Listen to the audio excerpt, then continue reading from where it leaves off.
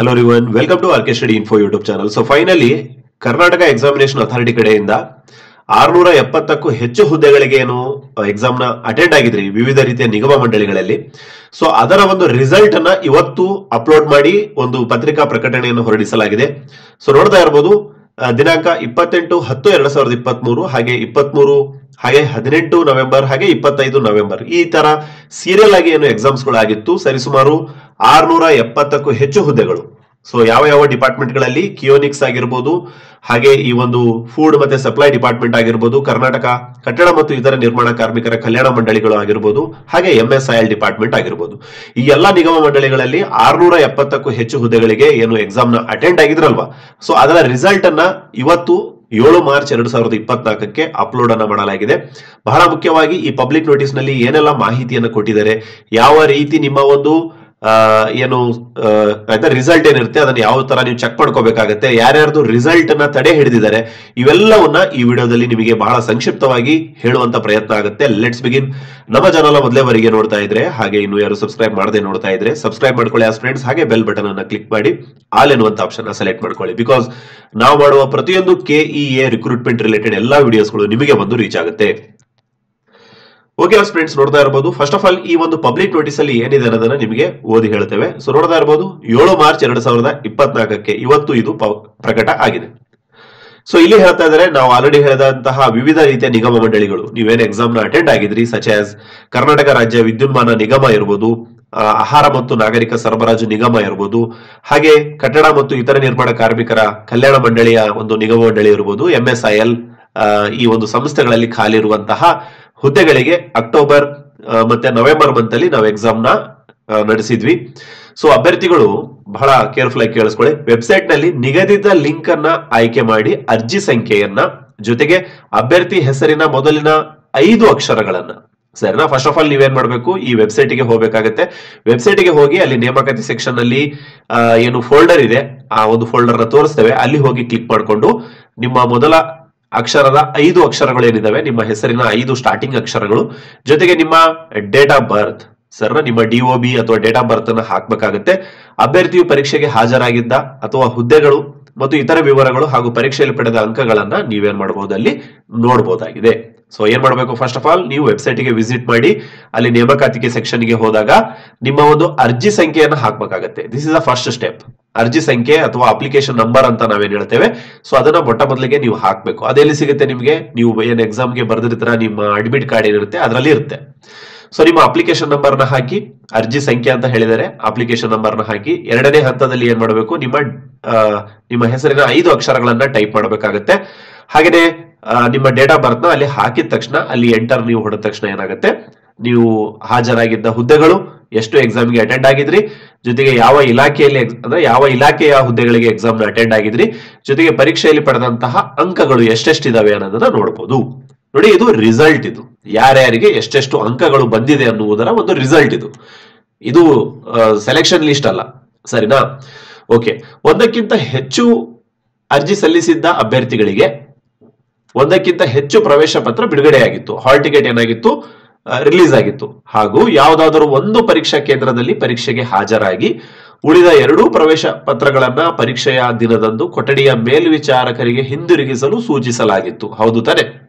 So ಯಾರ್ಯಾರು more than ಒಂದು ಅರ್ಜಿಯನ್ನ ಹಾಕಿದ್ರಿ, ಅಂದ್ರೆ ಒಂದಕ್ಕಿಂತ ಜಾಸ್ತಿ ಅರ್ಜಿಯನ್ನ ಹಾಕಿದ್ರಿ, ಸೊ ಇದರಿಂದ ಏನಾಗಿತ್ತು, ಅಭ್ಯರ್ಥಿಗಳದ್ದು ಹೆಚ್ಚು ಪ್ರವೇಶ ಪತ್ರ ಬಿಡುಗಡೆ ಆಗಿತ್ತು, ಆಯ್ತಾ? ಮೋರ್ ದೆನ್ ಒಂದು ಪ್ರವೇಶ ಪತ್ರ ಬಿಡುಗಡೆ ಆಗಿತ್ತು. ಸೊ ಹಾಗಾಗಿ ಅವರೇನೋ ಒಂದು ಸೂಚನೆ ಕೊಟ್ಟಿದ್ರಂತೆ, ಯಾವ್ದಾದ್ರು ಒಂದು ಎಕ್ಸಾಮ್ ಸೆಂಟರ್ ಗಳಲ್ಲಿ ನೀವು ಎಕ್ಸಾಮ್ ನ ಅಟೆಂಡ್ ಆಗಿ ನಿಮ್ಮ ಹತ್ರ ಎಕ್ಸ್ಟ್ರಾ ಏನು ಹಾಲ್ ಟಿಕೆಟ್ ಇರ್ತವೆ, ಸೊ ಅದನ್ನ ನಿಮ್ಮ ರೂಮ್ ಸೂಪರ್ವೈಸರ್ ಗೆ ಕೊಡೋದಕ್ಕೆ ಹೇಳಿದ್ರು ಅವರು. ಓಕೆ, ಒಂದು ವೇಳೆ ನೋಡಿ ಇಂತಹ ಅನೇಕ ಅಭ್ಯರ್ಥಿಗಳು ಮೇಲಿನ ಸೂಚನೆಗಳನ್ನ ಪಾಲಿಸಿರದ ಕಾರಣ ಸೊ ಹೇಳಿದ್ರು ಸಹ ಕೆಲವೊಂದು ಅಭ್ಯರ್ಥಿಗಳು ಸರಿನಾ ಮಿಸ್ ಆಗಿನೋ ಅಥವಾ ಎಕ್ಸಾಮ್ ಗಡಿಬಿಡಿಯಲ್ಲಿನೋ ಏನಾಗಿಲ್ಲ, ಅದನ್ನ ಪಾಲನೆ ಮಾಡೋದಕ್ಕೆ ಆಗಿಲ್ಲ. ದಟ್ ಮೀನ್ಸ್ ಏನು ಎಕ್ಸ್ಟ್ರಾ ಅಡ್ಮಿಟ್ ಕಾರ್ಡ್ ಏನಿತ್ತು ಅದನ್ನ ರೂಮ್ ಸೂಪರ್ವೈಸರ್ಸ್ ಗಳಿಗೆ ಕೊಡೋದಕ್ಕೆ ಆಗಿಲ್ಲ. ಸೊ ಅಂತವ್ರ ಕತೆ ಏನು ಅಂತ ಹೇಳೋದಾದ್ರೆ ನೋಡಿ, ಒಂದು ವೇಳೆ ಅಭ್ಯರ್ಥಿಯು ಸ್ಪರ್ಧಾತ್ಮಕ ಪರೀಕ್ಷೆಗೆ ಅಂದ್ರೆ CET-ಗೆ ಹಾಜರಾಗಿದ್ದ ಪತ್ರಿಕೆಯ ವಿವರಗಳು ಪ್ರಕಟವಾಗದೇ ಇದ್ದಲ್ಲಿ ಅಂತಹ ಅಭ್ಯರ್ಥಿಗಳದ್ದು ನೋಡಿ, ನೀವು ರಿಸಲ್ಟ್ ನೋಡಕ್ ಹೋಗ್ತೀರಾ, ಬಟ್ ಅಲ್ಲಿ ನಿಮ್ಮ ರಿಸಲ್ಟ್ ಬಂದಿರಲ್ಲ, ಬಟ್ ನೀವು ಎಕ್ಸಾಮ್ ನ ಅಟೆಂಡ್ ಆಗಿರ್ತೀರ, ಸೊ ಅಂತಹ ಪಕ್ಷದಲ್ಲಿ ಅಭ್ಯರ್ಥಿಗಳು ನಿಗದಿತ ಲಿಂಕ್ ನಲ್ಲಿಯೇ ನೀಡಲಾಗಿರುವ ಯಾವುದೇ ಪತ್ರಿಕೆಯ ಸ್ಕೋರ್ ಕಾಣಿಸದಿದ್ದರೆ ಅಂತ ಒಂದು ಏನು ಲಿಂಕ್ ಇದೆ ಅದನ್ನ ಕ್ಲಿಕ್ ಮಾಡಿಕೊಂಡು ನೀವೇನ್ ಮಾಡ್ಬೇಕಾಗುತ್ತೆ, ಕ್ಲಿಕ್ ಮಾಡಿ ನಂತರ ಸ್ಪರ್ಧಾತ್ಮಕ ಪರೀಕ್ಷೆಗೆ ಅಂದ್ರೆ ಸಿಇಟಿ ಪರೀಕ್ಷೆಗೆ ಹಾಜರಾಗಿದ್ದಂತಹ ಒಂದು ವಿವರವನ್ನ, ಅಡ್ಮಿಟ್ ಕಾರ್ಡ್ ಆಗಿರ್ಬೋದು, ಅದನ್ನ ನೀವೇನ್ ಮಾಡ್ಬೇಕಾಗತ್ತೆ ನೋಡಿ, ಪತ್ರಿಕೆಯ ವಿವರವನ್ನ ಆಯ್ಕೆ ಮಾಡಿ ಪ್ರವೇಶ ಪತ್ರ ಅಂದ್ರೆ ಅಡ್ಮಿಟ್ ಕಾರ್ಡ್ದು ನೋಂದಣಿ ಸಂಖ್ಯೆ, ರಿಜಿಸ್ಟರ್ ನಂಬರ್ ಏನಿದೆ ಅದನ್ನ ಹಾಕ್ಬೇಕಾಗತ್ತೆ. ನಂತರ ನೀವೇನ್ ಮಾಡ್ಬೇಕಾಗತ್ತೆ, ತನ್ನ ಪ್ರವೇಶ ಪತ್ರದ ಒಂದು ಕಾಪಿಯನ್ನ, ನೀವು ಎಕ್ಸಾಮ್ ಅಟೆಂಡ್ ಆಗಿರ್ತಾರಲ್ವಾ ಅದು ಆಗಿರ್ಬೋದು, ಜೊತೆಗೆ ಎಕ್ಸ್ಟ್ರಾ ಏನ್ ಬಂದಿರುತ್ತೆ ನಿಮಗೆ ಅವೆಲ್ಲವನ್ನ ಒಂದು PDF ಮಾಡ್ಕೊಂಡು ನೀವು ಏನ್ ಮಾಡಬೇಕು, ಅವರಿಗೆ ಸಲ್ಲಿಸಬೇಕು. ಸೊ ದಟ್ ನಿಮ್ಮ ಒಂದು ರಿಸಲ್ಟ್ ಅನ್ನ ಅಪ್ಡೇಟ್ ಅನ್ನ ಮಾಡ್ತಾರೆ ಅವರು. ತುಂಬಾ ಅಭ್ಯರ್ಥಿಗಳಿಗೆ ಇದೇ ತರ ಪ್ರಾಬ್ಲಮ್ ಆಗಿತ್ತು, ಒಂದಕ್ಕಿಂತ ಹೆಚ್ಚು ಅಡ್ಮಿಟ್ ಕಾರ್ಡ್ ಪ್ರಕಟ ಆಗಿತ್ತು. ಅವರು ಹೇಳಿದ್ರು ಆಯ್ತಾ, ಎಕ್ಸಾಮ್ ನ ನೀವು ಎಲ್ಲಾದ್ರೂ ಬರೀಬಹುದು, ಬಟ್ ನಿಮ್ಮ ಎಕ್ಸ್ಟ್ರಾ ಅಡ್ಮಿಟ್ ಕಾರ್ಡ್ ಗಳನ್ನ ನೀವು ರೂಮ್ ಸೂಪರ್ವೈಸರ್ಗೆ ಕೊಡಬೇಕು ಅಂತ ಹೇಳಿ. ಬಟ್ ಬೇರೆ ಬೇರೆ ಕಾರಣಗಳಿಂದ ಏನು ಆಗಿಲ್ಲ. ಸೊ ಐ ಥಿಂಕ್ ಅವರ ರಿಸಲ್ಟ್ ಗಳು ಬಂದಿರಲ್ಲ.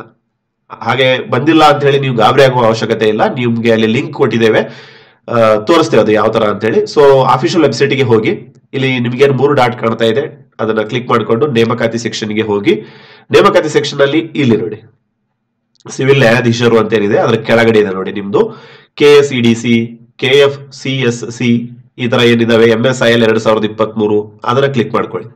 ಕ್ಲಿಕ್ ಮಾಡ್ಕೊಂಡ ತಕ್ಷಣ ನೋಡ್ತಾ ಇರ್ಬೋದು ಈ ಒಂದು ಸರಿನಾ, ಈ ತಾತ್ಕಾಲಿಕ ಸ್ಕೋರ್ ನ ಲಿಂಕ್ ಅಂತ ನಿಮ್ಗೆ ನೋಡಕ್ಕೆ ಸಿಗ್ತಾ ಇದೆ. ಸೊ ನೀವು ಅದನ್ನ ಕ್ಲಿಕ್ ಮಾಡ್ಬೇಕಾಗತ್ತೆ. ಈಗ ನಾವು ಅದನ್ನ ಕ್ಲಿಕ್ ಮಾಡ್ತಾ ಇದ್ದೇವೆ, ನೋಡ್ತಾ ಇರ್ಬೋದು. ಓಕೆ ಸ್ಟೂಡೆಂಟ್ಸ್, ನೋಡಿ ಕ್ಲಿಕ್ ಮಾಡಿದ ತಕ್ಷಣ ನಿಮ್ಮ ಅಪ್ಲಿಕೇಶನ್ ನಂಬರ್ ನ ಇಲ್ಲಿ ಹಾಕ್ಬೇಕಾಗತ್ತೆ. ಸರಿನಾ, ನಿಮ್ಮ ಅಪ್ಲಿಕೇಶನ್ ನಂಬರ್ ಐ ಥಿಂಕ್ ನಿಮ್ಮ ಅಡ್ಮಿಟ್ ಕಾರ್ಡ್ ಅಲ್ಲಿ ಇರುತ್ತೆ. ಸೊ ಅದನ್ನ ಹಾಕಿ, ಆಮೇಲೆ ನಿಮ್ಮ ಹೆಸರದು 5 ಲೆಟರ್ ಅಂತ ಹೇಳಿದ್ದಾರೆ, ಆ 5 ಲೆಟರ್ ನ ಇಲ್ಲಿ ಹಾಕಿ, ಐ ಥಿಂಕ್ ಕ್ಯಾಪಿಟಲ್ ಲೆಟರ್ ಅಲ್ಲಿ ಹಾಕಿ.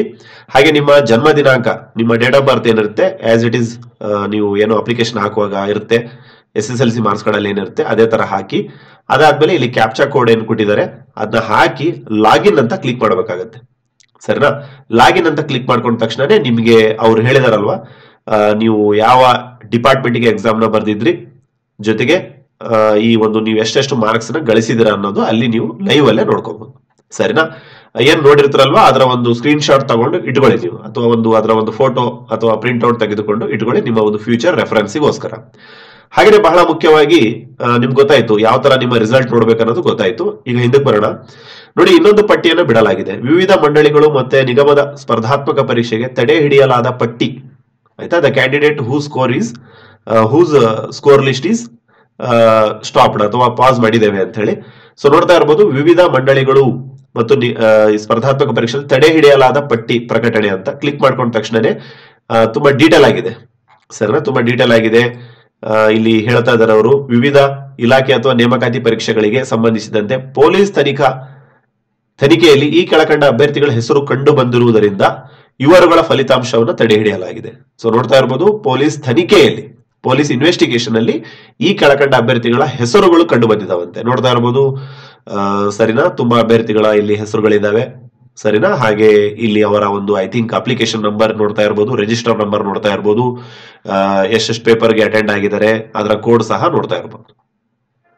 ಸರಿನಾ, ಸೊ ಇದ್ರ ಬಗ್ಗೆ ಅವರು ಈ ಪತ್ರಿಕಾ ಪ್ರಕಟಣೆಯಲ್ಲಿ ಅಥವಾ ಆ ಒಂದು PDF ಏನ್ ತೋರಿಸಿದ್ವಲ್ವಾ ಸ್ಟಾರ್ಟಿಂಗ್ ಅಲ್ಲಿ, ಅದರಲ್ಲಿ ಏನು ಮೆನ್ಷನ್ ಆಗಿಲ್ಲ, ಬಟ್ ನೋಡ್ಬೇಕಾಗತ್ತೆ.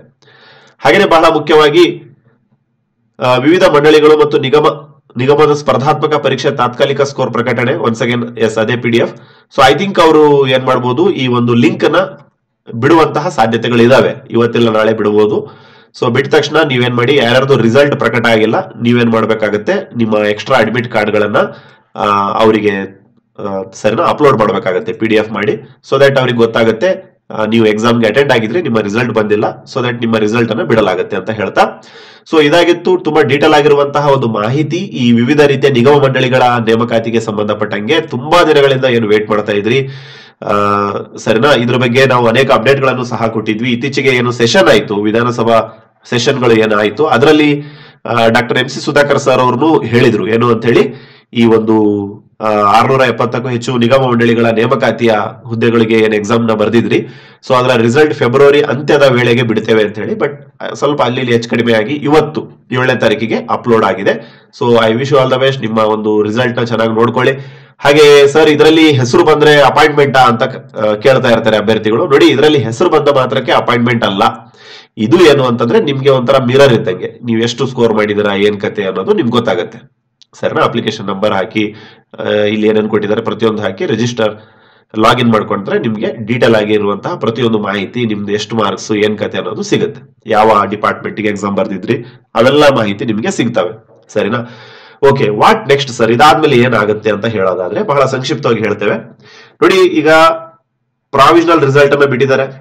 ಪ್ರಾವಿಷನಲ್ ರಿಸಲ್ಟ್ ನ ಬಿಟ್ಟ ತಕ್ಷಣ ಏನಾಗುತ್ತೆ, ಈ ಒಂದು ಫೈನಲ್ ರಿಸಲ್ಟ್ ಅನ್ನ ಬಿಡಲಾಗುತ್ತೆ. ಫೈನಲ್ ರಿಸಲ್ಟ್ ಅನ್ನ ಬಿಡಲಾಗುತ್ತೆ, ಅಂತಿಮವಾಗಿರುವಂತಹ ರಿಸಲ್ಟ್ ಅನ್ನು ಬಿಡಲಾಗುತ್ತೆ. ಅಥವಾ ಡೈರೆಕ್ಟ್ ಆಗಿ ಅವ್ರು ಏನ್ ಮಾಡಬಹುದು, ಈ ಒಂದು ಹುದ್ದೆಗೆ ಇಷ್ಟು ಅಭ್ಯರ್ಥಿಗಳಂತೆ ಶಾರ್ಟ್ ಲಿಸ್ಟ್ ಮಾಡಿ ಒಂದು ಲಿಸ್ಟ್ ಅನ್ನ ಬಿಡ್ತಾರೆ. ಸರಿನಾ? ಸೊ ಸರಿನಾ, ಐ ಥಿಂಕ್ 1:2 ಲಿಸ್ಟ್ ನ ಬಿಡಬಹುದು ಅವರು. ಒಂದು ಜಾಬಿಗೆ ಇಬ್ಬರು ಅಭ್ಯರ್ಥಿಗಳಂತೆ ಬಿಡಬಹುದು ನೆಕ್ಸ್ಟ್ ಪ್ರತಿಯೊಂದು ನಿಗಮ ಮಂಡಳಿಗಳಿದ್ದು. ಸೊ ಆಮೇಲೆ ಏನ್ ಮಾಡ್ತಾರೆ, ಯಾರ್ಯಾರು ಇದರಲ್ಲಿ 1:2 ಅಲ್ಲಿ ಬಂದಿರ್ತಾರ ಅವ್ರಿಗೆ ಮಾತ್ರ ಡಾಕ್ಯುಮೆಂಟ್ ವೆರಿಫಿಕೇಶನ್ಗೆ ಕರೀತಾರೆ. ಡಿವಿ ಅಂತ ಹೇಳ್ತೀವಲ್ವಾ, ಡಿವಿ ಡಾಕ್ಯುಮೆಂಟ್ ವೆರಿಫಿಕೇಶನ್ ಕರೀತಾರೆ. ಸೊ ಅವಾಗ ನೀವು ಅರ್ಜಿ ಹಾಕಿದಾಗ ಏನೆಲ್ಲ ಮಾಹಿತಿ ಕೊಟ್ಟಿದ್ರಲ್ವಾ, ನಿಮ್ಮ ರಿಸರ್ವೇಶನ್, ನಿಮ್ಮ ಮಾರ್ಕ್ಸ್ ಕಾರ್ಡ್ಸ್ ಎಲ್ಲವನ್ನ ಒರಿಜಿನಲ್ ಅವರು ಹೇಳಿರುವಂತ ಡೇಟಿಗೆ ತೆಗೆದುಕೊಂಡು ಹೋಗಬೇಕಾಗುತ್ತೆ. ಸೊ ಐ ಥಿಂಕ್ KA ದಲ್ಲಿ ಏನಾಗುತ್ತೆ, ಈ ಒಂದು ಡಾಕ್ಯುಮೆಂಟ್ ವೆರಿಫಿಕೇಶನ್ ನಡೆಯುತ್ತೆ. ಮಲ್ಲೇಶ್ವರಂ ಹೆಡ್ ಕ್ವಾರ್ಟರ್ಸ್ ಇದೆ, I think 18th cross Malleshwaram Bengaluru ಅವರ ಹೆಡ್ ಕ್ವಾರ್ಟರ್ಸ್. ಸೊ ಅಲ್ಲಿ ಡಾಕ್ಯುಮೆಂಟ್ ವೆರಿಫಿಕೇಶನ್ ನಡೆಯುತ್ತೆ. ಡಾಕ್ಯುಮೆಂಟ್ ವೆರಿಫಿಕೇಶನ್ ಯಾರ್ಯಾರ್ದು ಸರಿ ಇದೆ, ಪ್ರತಿಯೊಂದು ಕರೆಕ್ಟ್ ಇದೆ ಅಂತ ಅನ್ಸುತ್ತೆ ಅವರಿಗೆ. ಸೊ 1:1 ಅಂತಿಮವಾಗಿರುವ ಲಿಸ್ಟ್ ಅನ್ನು ಬಿಡ್ತಾರೆ. ಸೊ ಯಾರ್ಯಾರ್ದು 1:1 ಲಿಸ್ಟ್ ಅಲ್ಲಿ ಹೆಸರು ಬರುತ್ತೆ, ಆಯ್ತಾ, ನಿಮ್ಮ ಜಾಬ್ ಏನಾಗುತ್ತೆ ಕನ್ಫರ್ಮ್ ಆಗುತ್ತೆ. ಸರಿನಾ?